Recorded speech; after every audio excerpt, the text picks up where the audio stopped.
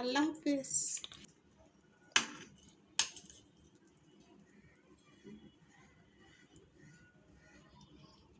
নিয়েছি, চলেন আমরা সেই রেসিপিতে চলে যাচ্ছি। আসসালামু আলাইকুম। আজকে পাকিস্তানি মোটা চাল আজকে রান্না করব। তার জন্য আমি এখানে 1 কেজি মাংস নিয়েছি। 1 কেজির একটু কম হবে, তাও আপনার মাংসগুলো খুব সলিড। এই মাংসগুলো শুধু পাকিস্তানি রেসিপিতে চলে, মোটা চাল যে বলে সেটা রেসিপিতে আজকে খুলব। তাহলে আমি দেখাচ্ছি আপনাদেরকে। এখন মাংসগুলো আমি দিয়ে নিচ্ছি।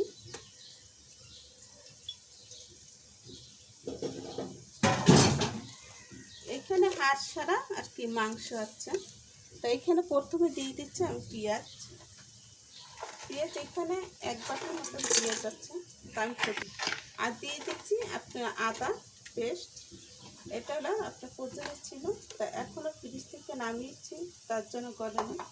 তা এখন দিয়ে দেবে 1 1 করে সব মশলা। এটা স্পেশাল শাহি গরম মশলা, হোমমেড আর কি শাহি গরম মশলা 2-4 চামচ দিয়ে দিলাম। আর এখানে দিয়ে দেবো আপনার চিকেন পাউডার,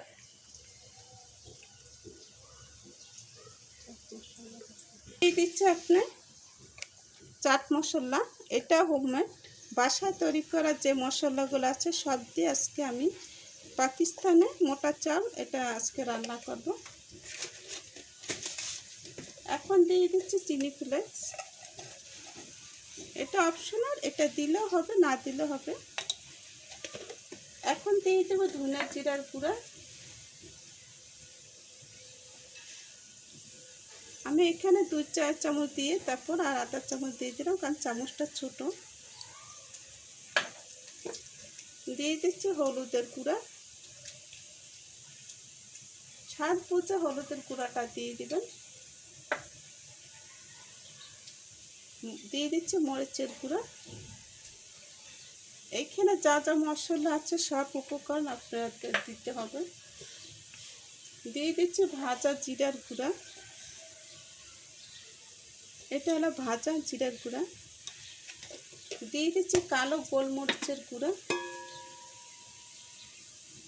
এখন সম্পূর্ণ জিনিস দিয়ে আমি এটাকে পানি দিয়ে সিদ্ধ করতে দিব। আর দিয়ে দেব লবণ, দিয়ে দিচ্ছি লবণ। বুঝে মাংসটা অ্যাড করে নেবেন, চাল কতটুকু দেবেন সেই পরিমাণে আপনারা এখানে মাংসটা দিয়ে দিবেন। মাংস যতটুকু চাল সেরকম করে দিতে হবে। তো এখন দিয়ে দিচ্ছি কিছু কাঁচামরিচ আর কিছু টমেটো, দিয়ে দিচ্ছি 4টা টমেটো। এখন সব কিছু দিয়ে এখন পানি দিয়ে এটাকে জাল করে নেব। আমি এখানে কিন্তু তেল এখনও দিইনি, তেল এখন দিব না। এখন দিয়ে দিচ্ছি পানি পরিমাণ মতো, যতটুকু সিদ্ধ হওয়ার দরকার সেই পরিমাণে আমি পানিটা দিয়ে দিব। এইখানে যে পানিটা দিব এই পানিতে চাল ডাল একসাথে সব সিদ্ধ হয়ে যাবে। শেষ দিয়ে দিচ্ছি রসুন। রসুনটা এখানে আস্তে আস্তে করে দিয়ে নিয়েছি। আর তাছাড়া আদা রসুনের মধ্যে আপনার রসুন আছে, আদা যে পেটে নিয়েছি তার মধ্যে রসুন আছে, তা আমি পানি দিই। এখন এটাকে রান্না করা প্রস্তুতি আর কি। তা আমি চুলাটা অন করে দিচ্ছি। আর আমি আজকে চড়াচ্ছি আপনার রাইস কুকারে।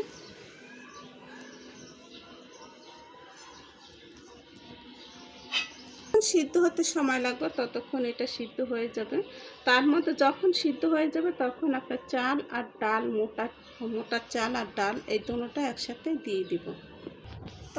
যতক্ষণ পর্যন্ত এটা সিদ্ধ হবে ততক্ষণ আমি ডালটা ভেজে নিচ্ছি। এখানে আসলে মুগ ডাল না দিয়ে এখানে মাসকলার ডাল দিতে হয়, কিন্তু এখানে মাসকলার ডালটা নেই আমার হাতের কাছে, তার জন্য মুগ ডালটা দিয়ে নিচ্ছি। আপনারা মুগ ডাল যদি মাসকলা না থাকে তাহলে মুগ ডালটাও ইউজ করতে পারেন।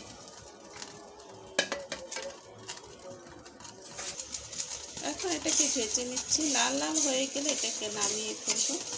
আমার ভাজা হয়ে গেছে, এখন আমি এটাকে নামিয়ে রাখবো। অন্য দিক থেকে আমি মোটা চাল আর ডালটা ভিজিয়ে রাখবো। এটা হলো আপনার তাড়াতাড়ির জন্য। আর বাসায় পানি নাই, দ্বিতীয় কথা হলো আর কারেন্ট ছিল না, তার জন্য আমার লেট হয়ে গেছে। দেখুন আচর আচর হচ্ছে, কখন কী করবো করতে পারছি। এখন এটাকে দেখবো মাংসটা কতখানি সিদ্ধ হয়ে গেছে। আমার মনে হয় মাংসটা অনেক সিদ্ধ হয়ে গেছে, তাহলে আমি একটু দেখি। এখানে মাংসটা ধরলে বোঝা যাবে যে এই যে দেখুন হালকা টাচ করছে, তাতে বোঝা যাচ্ছে যে মাংসটা একটু সিদ্ধ হয়ে গেছে। তা আমি এখন মাংসগুলো উঠিয়ে নিব এক এক করে। আমি এগুলো উঠিয়ে নিব। এই যে দেখুন আমি এখান থেকে খোঁচা মেরে উঠাচ্ছি, তাতে মনে হচ্ছে সিদ্ধ হয়ে গেছে। আর কাঁটা চামচে খোঁচায় কিন্তু এত তাড়াতাড়ি মাংসটা উঠা যায় না, তাই সেগুলো উঠিয়ে নিব। আর যেগুলো থাকবে এখানে মাংসগুলো, সেগুলো চালের সাথে একসাথে হয়ে যাবে।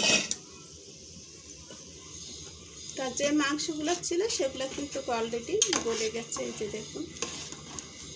এখন আমি যেগুলো গলে গেছে সের মধ্যে একদম ডাল দিয়ে দিচ্ছি, আর চালও দিয়ে দিব। তার মধ্যে এটা আরও গলে যাবে, যে বাকিটুকু আছে সেগুলো গলে যাবে। চাল ডাল মাংস একসাথে হয়ে যাবে। মোটা চাউল,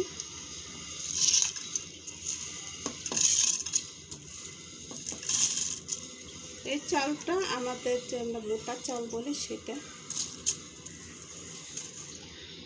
দিয়ে তারপর বারবার দেখতে হবে নেড়েছে যে এটা নিচ থেকে যেন না লেগে যায়, সেটা দেখতে হবে। কাঁচামরিচ দিয়ে দেব।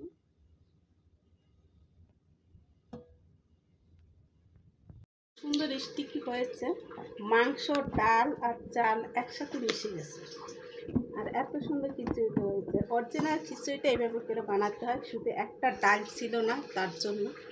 যাই হোক, আমার এই খিচুড়িটা একেবারে পাকিস্তানের মতো হয়েছে, সুন্দর আশালো দেখুন। আর এখন আমি এটাকে বাগার দিয়ে নিব।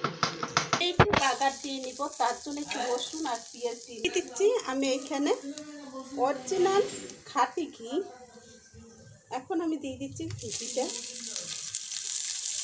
আর এই ঘিটা গরম হয়ে গেলেই আমি এটাকে ছেড়ে দিব। আর সামান্য একটু রসুন কুচি এখানে অল্প, এটা আর কি অপশনাল, এটা না দিলেও হবে। আর দিলে একটু ভালো রেজাল্ট আসে। তাই এটা খুব ভালো মতন গরম করে নিচ্ছি। গরম হয়ে গেলে আমি ঘিটা ঢেলে দেব। এখন দিয়ে দিচ্ছি ঘি।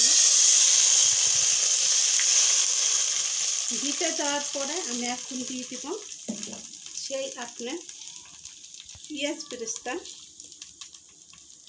এখানে আগে একটু আমি বাগারের মতন একটু দিয়ে নিয়েছিলাম, তা এখন আবার অলরেডি বাগারটা আমি দিয়ে নিয়েছি। এখন বেরেস্তা দিয়ে সুন্দর করে এটাকে নেড়েছে না। আর মাংস কাটা আমি দিয়ে দিব। এখন দিয়ে নিয়েছিলাম কিছুটা মাংস এখানে দিয়ে দিচ্ছি। এটা হলো আপনার ট্র্যাডিশনাল একটা জিনিস আর কি, এটা দেখার মতন। তা এই ট্র্যাডিশনাল জিনিসটা আর কি ধরে রাখার জন্য উপরে যে মাংসটা এরা উপর থেকে দিয়ে নেয়, সেটা আমি দিয়ে নিয়েছি। এখন খুব সুন্দর করে এটাকে সাজিয়ে নিলাম।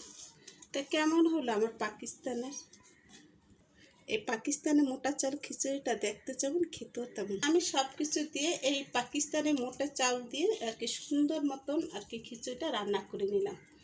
তাহলে আজকের মতন বিদায় নিচ্ছি বন্ধুরা, আল্লাহ হাফেজ।